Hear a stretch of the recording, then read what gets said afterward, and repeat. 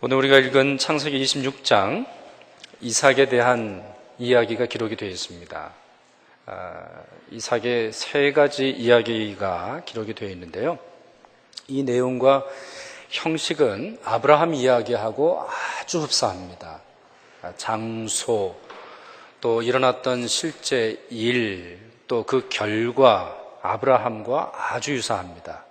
그래서 자칫 잘못하면은 이게 아브라함의 이야기인지 이삭의 이야기인지 혼동될 정도로 아주 유사한 걸 볼 수 있습니다. 아주 유사한 이야기를 또 쓴 이유는 이와 같은 삶의 패턴이 우리의 모습이기 때문에 그렇습니다. 우리도 역시 이 세 가지 문제가 아주 큰 현실적인 문제이고, 사람이라면 이 세 가지 문제를 잘 극복해야 되고, 또 그것을 통해서 우리 인생에 뭐가 중요한지, 무엇이 정말 우리의 문제를 해결하게 하고 우리 삶의 태도를 제대로 잡아주는지 확실히 이해하게 해줍니다. 자, 첫 번째 이야기부터 드리도록 하겠습니다. 흉년입니다. 흉년. 네, 흉년. 늘 때마다 우리를 참 어렵게 하는 것이 흉년 아닙니까? 근데 오늘 본문 보면 아브라함 때도 첫 번째 흉년이 있었다 이렇게 말합니다. 그것이 창세기 12장에 나오는데요. 아브라함 때 흉년이 들어서 아브라함이 애굽으로 내려갔습니다. 그것은 당시 사람들, 그곳에서 살던 사람들의 생존법이었던 것 같습니다. 힘들고 가뭄이 들고 또 흉년이 들면 다른 곳으로 나아가는 것, 다른 곳에 가서 사는 것, 이것이 당시의 생존 방법이었는데, 나중에 여러분 창세기 후반에 보셔도 그렇게 돼 있잖아요. 온 세상이 가뭄이 들었을 때, 흉년이 들었을 때 야곱의 아들들이 어떻게 합니까? 애굽에 가서 양식을 얻잖아요. 이게 당시의 생존법이었고 아브라함의 방식입니다. 그런데 오늘 본문 보시면 하나님께서 이삭에게 다른 것을 기대하시죠? 애굽으로 내려가지 말아라. 애굽으로 내려가지 말아라. 아니, 하나님, 우리 아버지가 한 일인데요. 우리 아버지가 그렇게 했는데요. 사람들 다 그렇게 하는데요. 그렇게 말했는지 말하지 않았는지 잘 모르겠습니다만, 하나님께서는 이삭은 애굽에 내려가기를 원하지 않으셨습니다. 흔한 말로 일반적 규칙이지만 또 조상이 물려준 삶의 습관, 아니면 삶의 지혜라고 볼 수 있겠는데, 하나님께서는 이삭에게 그 일을 허락하지 않으셨습니다. 그랄 땅에 머물러라. 그랄 땅은 어느 땅이냐면 블레셋 사람들의 땅입니다. 그러니까 당시에는 이스라엘이라고 하는 말이 아직 나오지 않았을 때니까 정확하지는 않습니다만, 이스라엘 사람들이 제일 싫어하는 사람들의 땅에 머무르게 됩니다. 하나님께서 아브라함에게 기대하신 것, 또 이삭에게 기대하신 것 무엇인지 아주 잘 보여줍니다. 여러분, 아브라함이 애굽에 내려간 것보다 더 중요한 것은 하나님의 명령을 따라 내려간 것이죠. 어디로 갔느냐보다 더 중요한 것은 왜 갔냐는 겁니다. 왜 갔냐보다 더 중요한 것은 누가 가게 하셨느냐이죠. 여러분, 창세기를 읽다 보면 조금 놀랄 때가 있습니다. 우리가 아브라함이 가나안 땅에 갔으니까 가나안 땅이 원래 하나님이 작정하신 땅인가 보다 이렇게 생각을 하는데, 그러나 창세기 11장을 읽어보시면 이미 가나안 땅은 아브라함 아버지가 가고 싶었던 땅입니다. 처음부터 가나안 땅이 이 아브라함 때부터 나온 이야기가 아닙니다. 그 아버지 때부터 가고 싶었던 땅이 가나안인데, 아브라함에게 주신 명령은 가나안으로 가라가 아니라 내가 너에게 지시할 땅으로 가라였습니다. 그 땅이 가나안 땅이든 그 땅이 애굽 땅이든 그 땅이 메소포타미아든 그게 중요한 것이 아닙니다. 갈 곳을 정해놓고 살아가는 것이 아니라 마치 보험을 들고 내 예정과 내 예상과 내 계획대로 가는 삶이 아니라 하나님께서 오늘 나에게 주신 명령을 따라 살아가는 삶을 아브라함과 이삭에게 기대하셨죠. 이것이 바로 이스라엘 신앙의 본질입니다.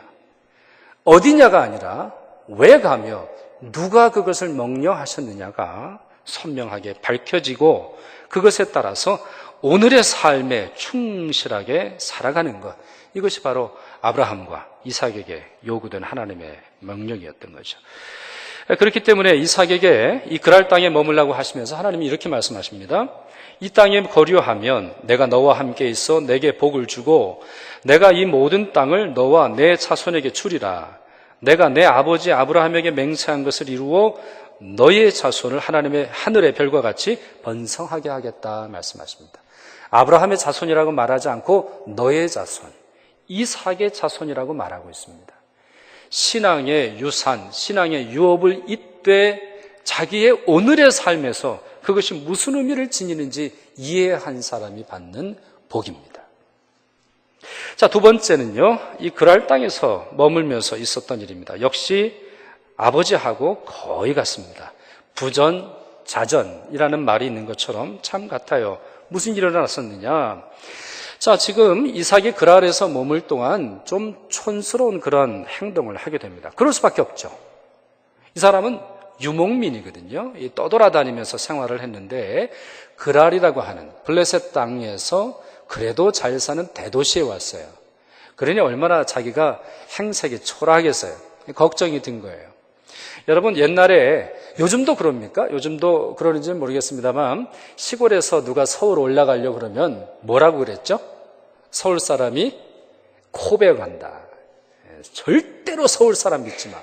서울 사람들 절대로 믿지 마. 우리 이런 말을 하지 않았어요? 그런 것처럼 이삭이 이 그랄 땅 대도시에 오니까 걱정이 들었습니다. 제일 큰 걱정이 뭐냐? 부인이 너무 예쁜 거예요. 아무리 봐도 자기 부인보다 잘생긴 예쁜 여자가 이 그랄 땅에 없어요. 그래가지고 겁을 먹고는 아내가 너무 이쁜 것 때문에 자기가 죽을 걸 염려했어요. 여러분, 다시 말씀드립니다만 뭘 걱정했다고요? 아내를 뺏길 걸 걱정했어요? 아니에요. 아내가 예쁘기 때문에 자기가 죽을 걸 걱정했어요. 그리고는 염려가 드니까 뭐라 그러냐면 이 리브가 자기 아내를 누이라고 이제 거짓말을 하는 거예요. 누이라고. 누나를 말할까요? 여동생을 말할까요? 여러분 어떻게 생각하세요? 제 생각에는 누나라고 그랬을 거예요. 그 이유는 여러분 아브라함의 촌수를 따져보면 좀 이해할 수 있어요. 아브라함의 아들이 이삭 아닙니까? 오늘 본문은 이제 이삭 이야기인데 몇 살 때 나왔죠? 100세에 나왔어요. 100세에. 그럼 리브가는 어떻게 되느냐? 아브라함의 형제의 아들의 딸이에요. 그러니 이삭하고는 촌수가 어떻게 되죠? 오촌당숙이에요. 오촌당숙. 그러니까 내 삼촌뻘이에요. 근데 아브라함도 아이가 늦은 데다가 또 그리고 그 결혼이 또 이제 늦었던 것 같은데 어떻게 보면 나이가 비슷하게 보인 거예요. 제 생각에는 분명히 이 리브가가 누나였을 것 같은데 누나한테 기대해서 살려고 했던 것 같은데요. 여하튼 오촌 당숙임에도 불구하고 거짓말로 자기를 보호하기 위해서 아내를 누이라고 속입니다. 아까 아브라함도 똑같았다 그랬죠? 아브라함도 흉년이 들어서 애굽으로 갔는데 거기서 꾀를 낸 게 뭐냐? 아내를 누이라고 하는 거예요. 아내를 누이라고. 근데 아브라함 때는 훨씬 심각했어요. 어느 정도로 심각했느냐? 이 사라가 너무 예쁘니까 막 추천이 들어간 거예요. 이 바로의 궁으로 추천이 들어갔습니다. 어디서 정말 예쁜 여자가 나타났다 해서 바로의 궁으로 실제로 갑니다. 이게 하나님이 그 일을 이제 막으시죠. 아주 급하게 막으셔서 이 둘의 부부 관계에 문제가 없도록 이제 막아주시는데, 자, 아버지도 그렇게 하고 아들도 그렇게 해요. 문제가 뭡니까? 지금 이 아버지의 문제가 뭐고 이 아들의 문제가 뭡니까? 부인들이 너무 예쁘다는 거예요? 문제는 이 집안이 자기와 함께하는 사람의 소중함을 잘 몰라요. 자기와 함께하는 사람. 오늘 내가 함께 살아가는 사람이 누군지 잘 모릅니다.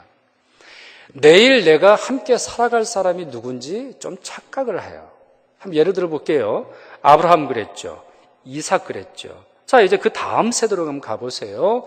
에서와 야곱이라고 하는 두 아들이 있는데 얼마나 서로 싸웁니까? 아주 싸우는데 태어날 때부터 발꿈치를 잡고 싸운단 말이에요. 그래 평생 싸우면서 이 동생이 하는 짓을 보세요. 형을 속여가지고 형의 장자권을 뺏어가요.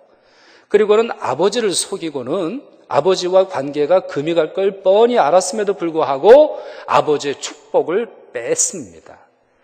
사람과의 관계를 볼모로 하고 내가 오늘 함께 살아가는 삶이 오늘 내가 함께 살아가야 하는 사람의 행복을 짓뭉개면서까지도 하나님의 축복을 얻으려고 했던 것이 그의 아들들이었어요.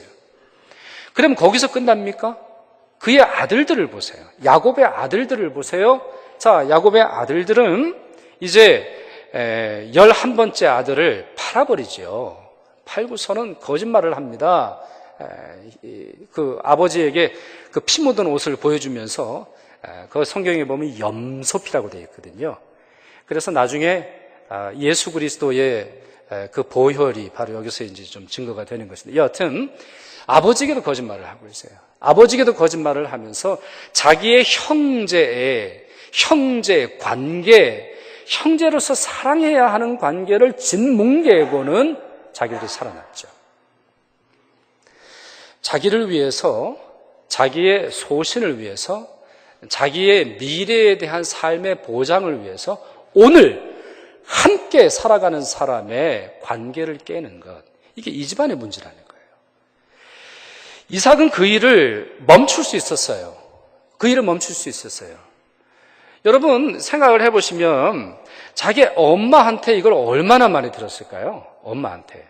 야, 우리가 말이야 애굽을 내려가는데 네 아버지가 나를 팔았다 글쎄. 내가 애국궁에 들어갔는데 한마디 얘기도 안 하더라. 내가 애국궁에 들어가가지고 무슨 짓을 당하는지 모르는데 네 아버지는 한마디도 안 하더라. 야, 들었을 것 같아요. 그런데도 불구하고 이삭은 정신 차리지 않아요. 정신 차리지 않아요. 자기 때에 오늘 나와 함께하는 사람의 소중함을 기억하고 그 일에 헌신해야 했는데 그 일을 하지 못해요. 누가 그 일을 막아주십니까? 하나님이 막아주세요. 하나님이. 아브라함 때도 하나님이 막아주시죠. 이삭 때도 하나님이 막아주시죠. 그 다음에 또 요셉과 에서 때는 누가 하나님이 막아주신단 말이에요. 야곱으로 하여금 너 형 만나라 하시는 하나님의 명령이 내려지잖아요. 또한 12아들들의 싸움 누가 막아주세요? 하나님이 막아주시는 거예요. 그대로는 안 되니까. 형제들이 싸우고 등 돌리고 부부간에 아니면은 사람과 함께 살아가는 삶의 나눠짐 속에서 온전한 축복이 임하지 않은 것을 하나님이 아시기에 그 모든 관계를 회복시키시죠. 하나님이 아시는 거예요. 근데 그걸 이해하지 못하고 이 집안은 이 문제를 계속해서 범하는 걸 볼 수 있어요. 자, 세 번째 마지막 이야기입니다. 오늘 본문을 읽진 않았는데요. 12절에서 14절까지를 보시면 이삭이 그랄 땅에서 뭘 했는지 무슨 일이 일어났는지 보여주고 있습니다. 자, 말씀을 한번 같이 읽어볼까요? 시작. 이삭이 그 땅에서 농사하여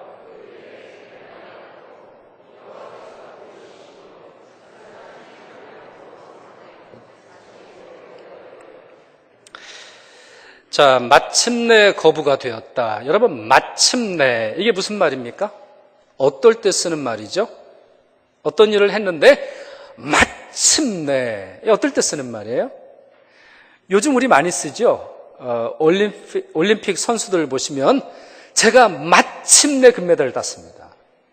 스케이트를 초등학교 1학년 때부터 신기 시작을 해서 지금까지 훈련을 하고 피눈물을 흘려서 마침내 제가 금메달을 땄습니다. 은메달을 땄습니다. 동메달을 땄습니다. 네, 그런 거예요. 여러분 요즘 피겨 스케이팅 때문에 말들이 참 많잖아요. 그렇죠? 피겨 스케이팅. 근데 제가 어느 기사들을 좀 읽어보니까 다 좀 스토리가 있더라고요. 좀 슬픈 이야기가 있어요. 예를 들어서 김연아를 제치고 우리 러시아 선수가 피겨 스케이팅에 금메달을 땄잖아요. 근데 이 선수 엄마가 좀 아프시대요. 엄마가 아파가지고 금메달을 따지 않고는 엄마 치료비를 댈 수 없대네요. 어쩌면 그 아이의 입장에서 아직 20살도 안 됐던 것 같은데, 다른 날은 모르겠지만 그 전에 나갔던 경기는 어떤지 모르겠고 앞으로 오는 경기는 어떤지 모르겠는데 그날 하루만큼은 최선을 다해야 할 이유가 있었더라고요. 여러분, 아사다 마오라고 있죠? 아사다 마오. 뭐하러 세 바퀴 반을 그렇게 돌까요? 그냥 세 바퀴만 돌지. 안 그래도 잘하던데. 근데 이 선수에게도 스토리가 있어요. 그 엄마가 아파요. 아마 간 때문에 간을 이식을 해야 될 정도로 아주 심각한 질병이 있었던 것 같아요. 근데 그 간이 누구랑 맞느냐? 아사다 마오랑 맞는 거예요. 그래, 아사다 마오가 간을 떼주면 엄마가 사는데, 아니 얘가 올림픽을 가는데 그걸 어떻게 떼주겠습니까? 그러니 떼주지 않고 엄마가 사망을 했어요. 그러니 얼마나 세 바퀴 반을 돌고 싶었을까요? 얼마나 많이 우리가 볼 때는 별거 아닌 것처럼 보이지만 그것 하나에 오늘을 걸어야 할 이유가 그 아이에게 수도 있었던 거예요. 그건 김연아도 마찬가지고 모든 선수들이 마찬가지겠죠. 마침내 이루어야 할 삶의 목표가 각 사람에게 있는 거예요. 이삭에게도 그래요. 이삭에게도 마침내 거부가 되었다라고 말하는 것을 보았을 때는 하나님께서 이때를 기다리셨던 것 같아요. 이삭이 흉년이 들어서 힘들었지만 마침내 거부를 만들어 주시고자 하시는 하나님의 계획이 그 가운데서 있었던 것 같아요. 그런데 그 땅에서 이삭이 뭐하고 살았을까요? 22절에 뭐라고 되어 있어요? 이삭이 그 땅에서 뭘 했어요? 농사를 지었어요. 농사를 지었어요. 여러분, 이거는 진짜 눈물 나는 이야기예요. 여러분, 이삭이 뭐하고 살았다고요? 양 키우고 소 키우던 사람이에요. 이 사람들 농사 못 짓습니다. 제가 몽골을 한번 가봤는데요. 몽골은 세상 천지가 다 양이고 소 키웁니다. 얼마나 많이 키우는지 몰라요. 그래서 멀리서 볼 때는 그렇게 아름답습니다. 정말 세상에서 멀리서 볼 때 아름다운 나라가 몽골이에요. 근데 가까이 가면 뭐가 있을까요? 다 똥이에요. 정말 빈틈없이 똥으로 채워져 있어요. 아예 땅 자체가 분뇨로 덮여 있어요. 그래서 제가 그곳에 갔을 때 한국의 농업진흥청 국장을 데려갔는데 뭐라 그러냐면 이 땅에서는 농사를 못 짓는다는 거예요. 왜냐하면 분뇨가 너무 많아가지고 적절하게 비료와 이 흙이 섞여 있었는데 못 짓는다는 거예요. 이 사람들 흙을 몰라요. 농사 못 짓습니다. 전혀 새로운 거예요. 그런데 이삭이 농부로서 살아갔어요. 그 땅에서 농사를 지었다니까요. 그 땅에서 농부도 아닌데 농사를 지었다니까요. 흉년이 들었던 해에 농사를 지었다니까요. 그것도 이 사람은 지금 그랄 아래 자기 땅이 있어요? 아니면 자기 집이 있습니까? 어느 땅에 지었겠어요, 여러분? 어느 땅에? 좋은 땅에 지었겠어요? 좋은 땅에? 여러분, 지금도 그렇고 옛날도 마찬가지예요. 흉년이 들었을 때 남은 다 망하고 나만 잘 되면은 요즘 세상 사람들이 말하는 대박 터지는 거예요. 곡식값이 얼마나 뛰겠냐고요. 그러니 좋은 땅을 주겠습니까? 이 이방인한테 누가 좋은 땅을 주겠냐고요. 누가 옥토를 주겠어요. 누가 물가의 땅을 주겠습니까? 누가 돌짝밭이 아니고 정말 가시덤불이 없는 땅을 주겠냔 말이에요. 근데 그 땅에서 생전해보지도 않은 일을 합니다. 하나님께서 그 일을 보시고 마침내 거부가 되게 하셨어요. 어제에 묶이지 않고 내일로 내일을 남겨두지 않고 오늘 내가 해야 하는 이 땅에서 내가 감당할 일은 농사라고 하는 사실을 기억하고 씨를 뿌렸더니 그 순종과 그 최선을 하나님이 받으셨다는 거예요. 그 다음에 더 억울한 일이 벌어집니다. 마침내 거부가 되어서 아니나 다를까 14절을 보시면 이삭이 양과 소를 떼를 이루어 삽니다. 이건 너무나 당연한 거예요. 이 사람이 농사를 한 번 지었지 두 번 짓기는 참 힘든 사람이에요. 하나님이 100배의 결실을 주시자 소와 양과 여러 떼를 이루는 그러한 부자가 됩니다. 문제는 블레셋 사람들과 다툼이 일어난 겁니다. 이 사람들은 농사 짓는 사람들이거든요. 여러분, 농사와 축산업의 그 비교를 여러분이 하실 수 있는지 모르겠는데 농사는 정착민입니다. 축산업은 이 당시에 정착하지 않았어요. 여러 군데를 다닙니다. 그러니 누가 문제일지 모를 정도로 서로 참 힘든 거예요. 서로 부대끼며 산 거예요. 상상을 해보면 자, 옆에서 농사를 졌는데 내 소가 넘어가서 남의 거 뜯어먹기도 했을지 모르겠고, 그리고 소와 양을 키우기 위해서 많은 물이 필요했을 것 같아요. 싸움이 일어났어요. 다툼이 일어났어요. 서로 돌을 들었겠죠. 그리고는 이삭의 우물을 막아버리면서 쫓아내려고 합니다. 그러면 어떻게 할까요? 내가 그래도 한 부자가 됐는데 군사를 사들이고 힘을 모아서 그래도 한 유세할 수 있잖아요. 이삭이 선택한 방법은 뭐예요? 우물을 다시 팝니다. 첫 번째 판 우물이 뭡니까? 아브라함 때 판 우물, 그걸 다시 팝니다. 조상이 남겨준 유산을 다시 회복시키려고 했어요. 그런데 그게 또 막히는 거예요. 둘째는 샘 근원이 터졌어요. 샘 근원. 여러분, 이스라엘에는 우물이라고 할 때 우리식의 우물이 아닙니다. 우리는 파이프 바꿔서, 특별히 이제 한국 같은 경우에는 파이프를 바꿔 펌프질을 하면 우리가 물이 올라오잖아요. 여기는 그런 거는 거의 없어요. 몇 군데를 제외하고는 거의 그런 우물이 없어요. 그냥 땅을 파서 비가 내리는 것을 보관하는 게 당시의 일반적 우물이었어요. 근데 이게 아니고 샘의 근원이 한번 터질 때가 있어요. 막히지 않는 샘의 근원. 이건 어마어마한 사건입니다. 첫 번째, 아브라함 때 팠던 것을 다시 팠는데 그걸 다시 메꿨거든요. 두 번째 팠더니 샘 근원이 터졌어요. 근데 이걸 또 막아버리는 거예요. 그럼 열불이 나죠. 세 번째를 다시 팠어요. 네 번째를 다시 팠어요. 지금도 땅 파서 샘물을 찾기가 어려운 시대인데 고대 근동, 이스라엘 땅, 광야와 같이 사막과 같은 땅에서 계속적인 반복 속에서 하나님의 은혜가 자기에게 멈추지 않을 것을 확신하며 최선을 다했어요. 그 과정에서 뭘 얻었습니까? 그 과정에서 정말 이 이삭이 얻으려고 소망했던 것이 무엇입니까? 평화입니다. 평화입니다. 이웃과 평화하는 것입니다. 원수와 같은 자와 평화하는 것입니다. 피로 산 우물이 아니라, 내가 판 우물에 피로 채우는 것이 아니라 하나님께서 세워주시는, 하나님께서 채워주시는 평화의 우물을 마시고 싶었습니다. 그래서 그는 무엇을 손해본다 할지라도, 무엇을 잃어버린다 할지라도 다시 우물을 파고 있습니다. 다시 우물을. 어제 판 우물이 오늘 막혔으면 다시 오늘 우물을 파고 있습니다. 땅의 우물보다는 하늘의 평화를 사모했고, 이 땅의 소유권을 주장하기보다는 하나님의 인도하심을 얻으려고 그는 다시 우물을 파고 있습니다. 자, 이것이 이삭의 세 가지 이야기입니다. 창세기 26장에 나오는 세 가지 이야기인데, 우리가 무엇을 발견할 수 있습니까? 무엇을 배워야겠습니까? 첫 번째, 우리는 오늘 기도하면서 살아가야 합니다. 오늘 하나님의 응답을 사모해야 합니다. 오늘 어떻게 살아가야 할지 주님께 묻고 살아가야 합니다. 어제의 은혜를 빼먹고 살아가는 존재가 되지 말아야 하고, 오늘 내게 주신 말씀, 오늘 내게 주신 기도의 응답, 오늘 내게 주신 사명에 충실해야 합니다.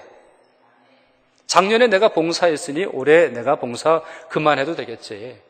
지난주에 내가 열심히 기도했으니 이번 주는 기도 안 해도 되겠지. 이런 마음이 아니라 항상 주님의 은혜를 바라보며 오늘을 살아가야 하는 신앙으로 살아가야 합니다.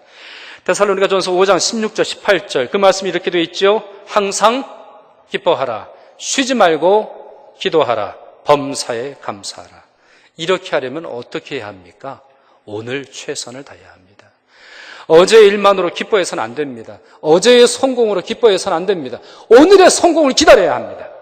오늘의 성공을. 하나님의 은혜가 내 오늘의 기도 속에서 임할 것을 믿으며 기도해야 합니다. 범사에 감사해야 하는데 어떻게 범사에 감사합니까? 오늘 내게 주어지는 일에 감사할 때 범사에 감사할 수 있는 것입니다. 오늘 현재 진행형의 신앙으로 우리가 살아가야 합니다. 두 번째는 나와 함께하는 사람의 소중합니다. 평화의 가치입니다. 여러분, 가난한 사람은 평화가 얼마나 소중한지 압니다. 가난한 사람은 얼마나 평화가 소중한지 압니다. 부자와 평화해야 떡고물이 떨어진다는 것을 압니다. 대개 평화를 무시하는 사람들은 먹고 살 만한 사람들입니다. 평화를 깨뜨리는 나라들 보면 먹고 살 만한 나라들이 평화를 깨뜨리죠. 평화는 정말 가난한 자가, 마음속에 연약한 자가, 힘겹고 어려운 자가 사모하는 것입니다. 나와 함께하는 사람 중요한지 깨달아야 합니다. 정말 중요함을 깨달아야 합니다. 로마서 12장 말씀에 보면 이런 말씀이 있습니다. 할 수 있거든 모든 사람과 더불어 화목하라. 할 수 없다면 모르겠어요. 할 수 없다면. 그러나 할 수 있거든 모든 사람과 더불어 평화하라. 이것이 주님의 말씀이에요. 산상수훈에 예수께서 팔복을 말씀하셨는데요. 여러분, 온유한 자가 복되다고 하셨죠? 온유한 자는 싸우지 않습니다. 온유한 자는 성내지 않습니다. 온유한 자는 누구를 징계하지 않습니다. 온유한 자는 참고 인내하는 자인데요. 온유한 자가 받는 복이 뭡니까? 땅을 기업으로 받을 것이다. 이삭이 온유하였기에 나중에 진정한 샘을 얻습니다. 브엘세바라고 하는 샘을 얻습니다. 이거는 이스라엘 역사에 너무 중요한 사건입니다. 여러분, 우리 한국을 부를 때 우리 한국에 여러 별명들이 있죠. 예를 들어서 백이민족이라든가 여러 별명이 있는데 우리나라 땅을 이야기할 때 한라에서 백두까지라고 말합니다. 한라에서 백두까지. 이게 우리 땅입니다. 이게 우리 땅. 물론 이제 만주벌판까지 우리 땅이었는데 그걸 이제 놓쳤는데 한라와 백두는 땅의 지경입니다. 이스라엘 사람들은 뭐라고 말했을까요? 단에서 브엘세바까지라고 이렇게 했습니다. 단에서 브엘세바가 이스라엘 땅입니다. 끊임없이 아직까지도 얘기하는 것이 우리는 단에서 브엘세바까지라고 말합니다. 그 브엘세바에 우물 판 사람이 누구입니까? 바로 이삭입니다. 르호봇, 심나, 수많은 샘 다 줍니다. 다 줘요. 세상 사람들이 뺏으려고 하면 줍니다. 온유함을 나타냅니다. 평화를 만들어 갑니다. 그리고 진정한 하나님이 주시는 땅 브엘세바를 차지합니다. 온유한 자, 나와 함께하는 사람을 존중히 여기는 자, 평화를 만들어 가는 자에게 주시는 하나님의 복이죠. 마지막으로 세 번째, 어떻게 보면 첫 번째와 두 번째가 함께 포함되는 이야기입니다만 오늘 내게 주신 일을 사모하고 그 일에 최선을 다하는 것입니다. 여러분, 다시 말씀드리지만 이삭이 회복될 수 있는 이유는 농사를 지었기 때문입니다. 정말 그는 농사를 몰랐어요. 농사라고는 전혀 지어보지 않았었고 앞으로도 짓기 싫어할 거예요. 그런데 주님이 명령하시니 그 일에 순종하여서 하나님이 복을 주시잖아요. 여러분, 베드로가 예수님 만날 때 어떻게 복받았는지 기억나시죠? 자, 그가 밤새 고기를 낚았거든요. 아무리 고기를 낚았는데 한 마리도 낚지를 못합니다.